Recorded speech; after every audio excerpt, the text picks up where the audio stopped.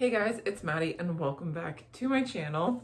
So today I am going to go through a couple of the financial tips or advice I wish I got earlier. This is coming from a college student, so I don't have the most money because paying my way through school, and I'm in my last semester. So in prep for wrapping up my last semester and being done and graduating in August, I'm starting to get my finances in order a little bit and just kind of look at it more in depth and have a better understanding of where money comes from, what to do with my money, and just things like that. And throughout my process, I have kind of picked up some little bits of advice or like knowledge that I wish I had or that nobody really tells you. So I have 10 pieces of advice and then 10 things that I wish I didn't buy or that I wish I didn't spend money on. So that being said, let's get right into the 10 things that I wish I knew and that I wish someone told me. So the first one is to open up a high interest earning savings account. I just did this 2 weeks ago, I think. And basically it's a savings account that you put money in, and usually each month it earns interest. So in Canada, one of the most popular ones is EQ Bank. I have an account with them, and I think right now the interest is 2.5% per month. So I'm just gonna deposit money in there, keep it, leave it, forget about it, put money in like every paycheck or so. Also, if like at your bank that you bank with, usually they might also have like some deals going on. Right now I'm with RBC, and they have, if you open up your first high interest savings account, you actually get 5% back each month for the first 3 months that you have your account. So look into that, talk to your like financial advisor or someone from the bank that you deal with. They'll be able to kind of set you up in the right direction. Some of the things I would look for is no monthly minimum, no account fee that you're going to get charged like monthly, and yeah, those two things. So no account minimum, like no minimum deposit you have to put in each month, and no account fee that you will be charged each month to have that account. Number 2 is if you have a Visa, pay it off on time. Never pay it late, because then you're going to be paying an interest fee on top of your Visa statement balance.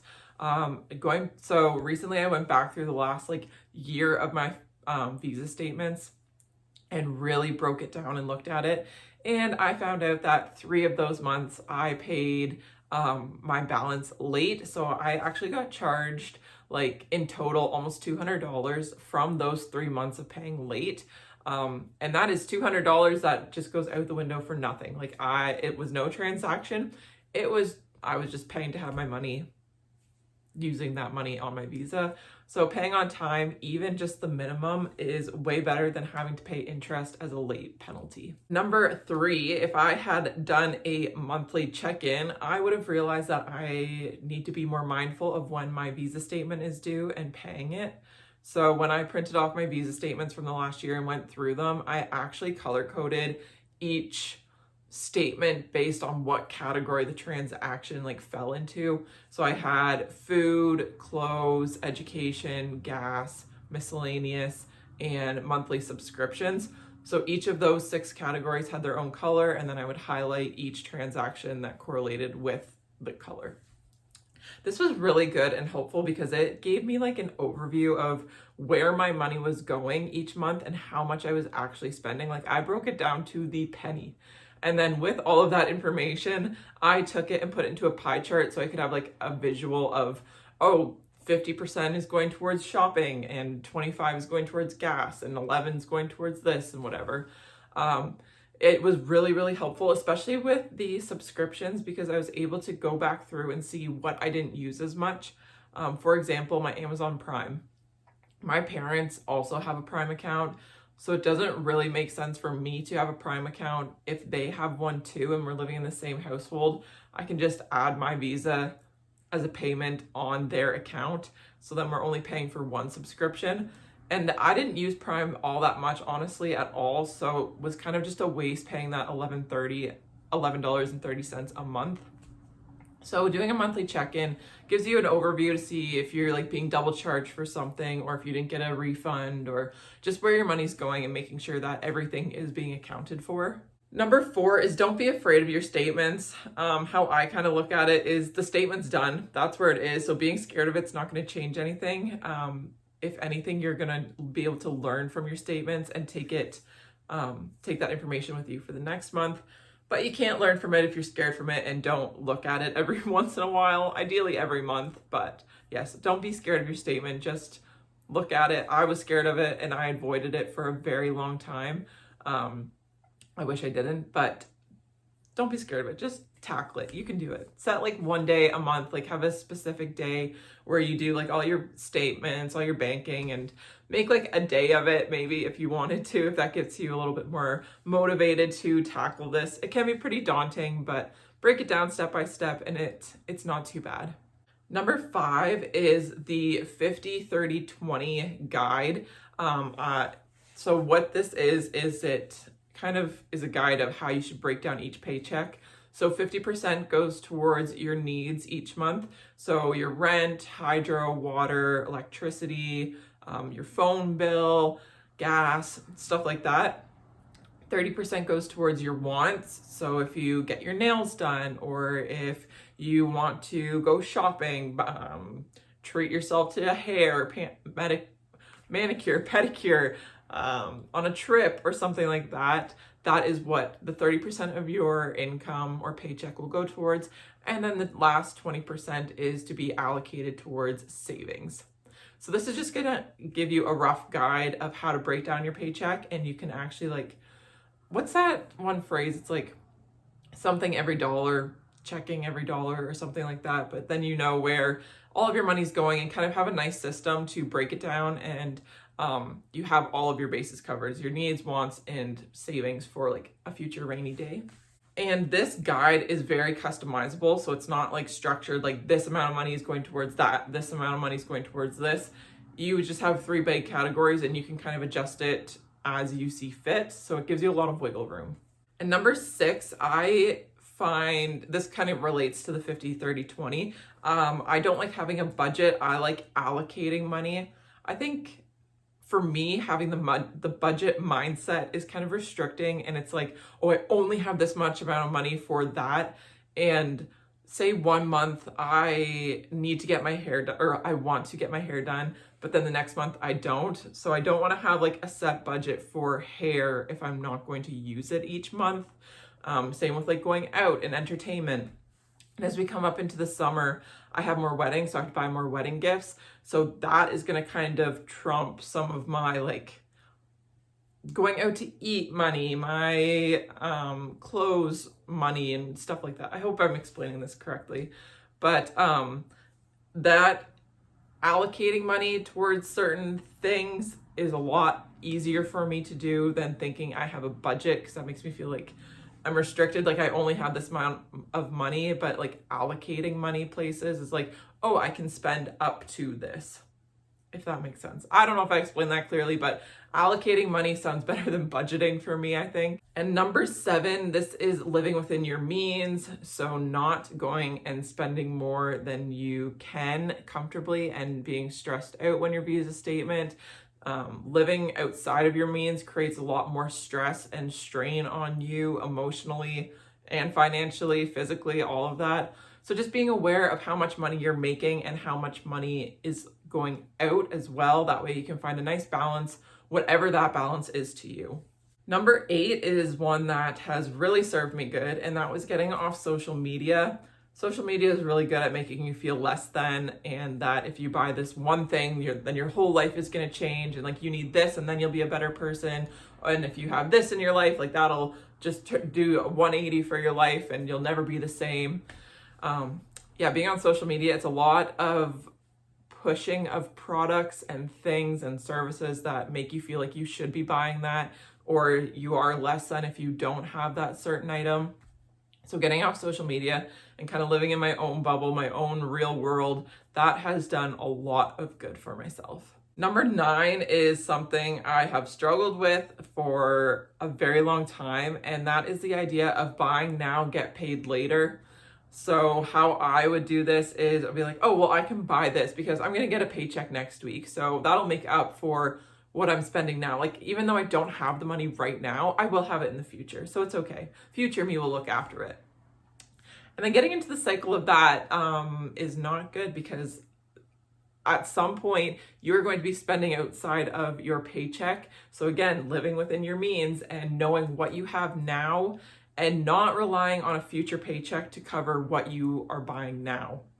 So just being mindful of like future you and present you, and knowing that they're going to have a good relationship. Like, you can't count on future you paying off what now you is buying. So just kind of like living in the moment and worrying about the funds I have now instead of what I'm hopefully going to get, because you never know what's going to happen next week. So just being more mindful of the money I have now and what I can actually spend, and not just banking on getting money next week. And lastly, this one is like a little trickier, I think, and that is the idea of buying in bulk.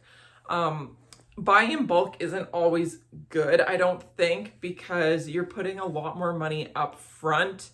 And like something I did at Costco, I bought 2 of these huge pots of lotion. I don't really like them, but now I have 2 tubs I have to go through. So buying bulk in that sense, if you aren't sure about it, don't buy in bulk, because what if it doesn't work? What if you don't like it? Then you're kind of stuck with all of this extra product that you don't want to use, that you're kind of just forcing yourself to use it because you bought it. I mean, you can go around and sell things later too if you wanted, but I just think kind of buying in smaller quantities, especially like food, buying in food in bulk, like the perishables, fruit, I don't really recommend doing that, because if you don't eat it all, then you're literally wasting money. So for food, just kind of buying what you need right now and what's going to get you through right now without it going bad. One thing I did was I bought a lot of Nespresso pods in bulk. I bought their like welcome pack, which is like 10 different flavors of coffee. Again, I don't really know if I wish I did that, because that's a lot of coffee and a lot of different kinds of coffee that I don't know if I'll like.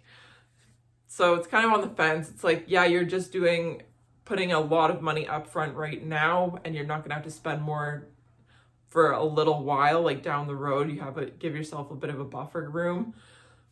So it's kind of 50-50. It's a little bit up to your own discretion and what you know you'll use versus what you won't use, and kind of being able to see the difference of what you should buy in bulk that you need and will use, and what you shouldn't buy in bulk that's going to go bad or just kind of be a waste of money. Moving into the second half, this is kind of my purchases that I regret or were essentially a waste of money. And if I could go back, I wouldn't buy them, but taking it for what it is and learning from the experience and being able to move forward with this.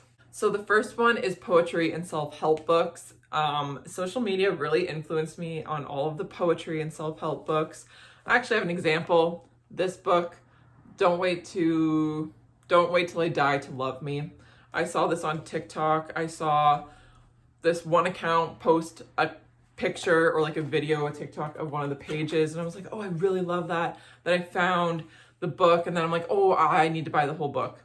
I think I've read 1 page out of this, and it's like, that was a waste of money. Like, why did I buy it? I don't like poetry. I don't really read poetry, but because I saw this one TikTok and it was a very spur of the moment, I bought it, and now I don't know what to do with it. I'll probably give it away, honestly. Number 2 is random organizational bins and totes that I don't need, and I don't know and I don't have a use for them right now. So like at the dollar store, I bought one of those little plastic, like kind of cleaning shower caddy type things. I didn't know what to do with it. I didn't have a use for it, but something came over me and I'm like, I need that. That I will find a use. I will make a use for it. And that's also the difference, needing something or being able to use something. Like, I will use that tote, but I didn't need it. I don't really want it. But now I'm just going to have to find something to use it for because I spent money on it. Or I'll give it away too. I don't know. We'll see. Number 4 is candles. Essentially, you can only light 1 candle at a time, really, or I do. But I went through a drawer and I probably have 1.5 dozen candles right now that are all like not really full. They're like 2/3 to half used or full. Yeah, 2/3 full to a half. And I don't know what to do with them because I can't really sell them because they've been used. I can give them away for free, but I'd never finish up any product before I buy a new one. And that is another thing I'm trying to do, is using something up all the way and then I can go buy something to replace that. But these candles, I don't know what to do with them. I'm trying not to burn candles as much either because it's like, can mess with your hormones and like women's health especially. And I'm not as much into like the artificial scents anymore. I just want kind of a more natural, lighter smelling home. Number 4 is plants. In my room right now, I have 2 plants and I don't really take care of them. I wish I bought 1 plant. Like I have 2 in my room and then like 3 downstairs and a couple at Dustin's. I bought a 3-pack from Costco. All of those plants are dead now because I didn't look after them. So I wish I kind of slowly started looking at like getting plants and like knowing I can look after one and keep that 1 plant alive and then kind of buy more as I wanted to instead of hoarding. I go 0 to 100 real quick. So I have all these plants now. Most of them are alive. Most of them are pretty good, but they just don't get the attention that they need and that I wish I could give them. And when you buy them and they die, it's like a waste of money. So that too. Number 5 is random barn clothes or clothes that can get dirty. Instead of using older clothes that I have now, I go to like Valley Village and thrift stores and buy barn clothes for some reason. I don't really know. And now they just take up way more space. I can't wear them all the time. So instead of just using the clothes I have, I go out and buy clothes that I can get paint on, wear when I'm gardening, wear to the barn, wear like just clothes I don't care about and that can get dirty. But I have a ton of clothes, so I can just kind of designate some of my older clothes for this new use instead of buying new clothes for this purpose. Number 6 is books. I'm getting a lot better at not buying books and using my library. Like I have a free public library here, and most of the time I read the book once and then I'm done with it. A few of my books I'm glad I've bought and I'll keep them for a while if I want to like reread them or just nice to have them. But I really don't need books. They take up so much space and I only read 1 book at a time. And like I said, I really only read the book once and then I'm done, unless it's like a long time from now, then maybe I'll pick it up again, but I'm in no rush to reread. So I might as well just use my free public library and then I can give it back once I'm done and I don't have to find a home for it. Number 7 is just random bags and totes and purses and wallets. I think it's just an idea of if I have this, I'll be more organized and this will be like the life-changing thing that I have.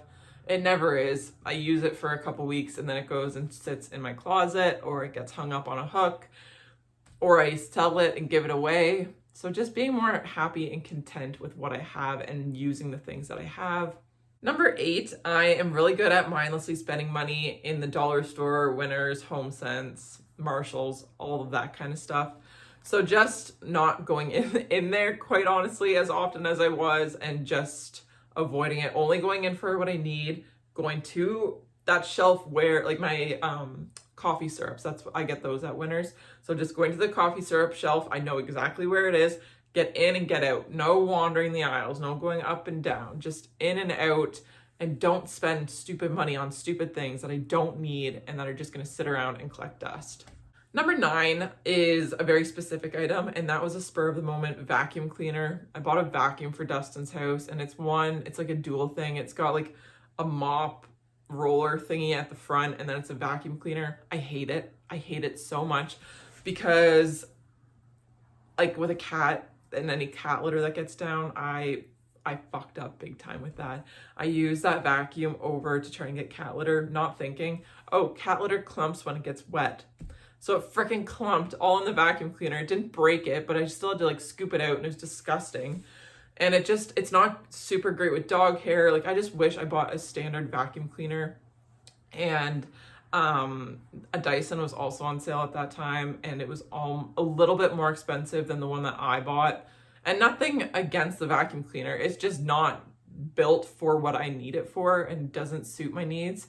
But the Dyson was on sale, so I regret not buying the Dyson and not just getting a vacuum cleaner. Like again, I went 0 to 100. I'm like, oh, the vacuum cleaner and a mop. Like I can get it both. Like, oh wow, yes, this is perfect.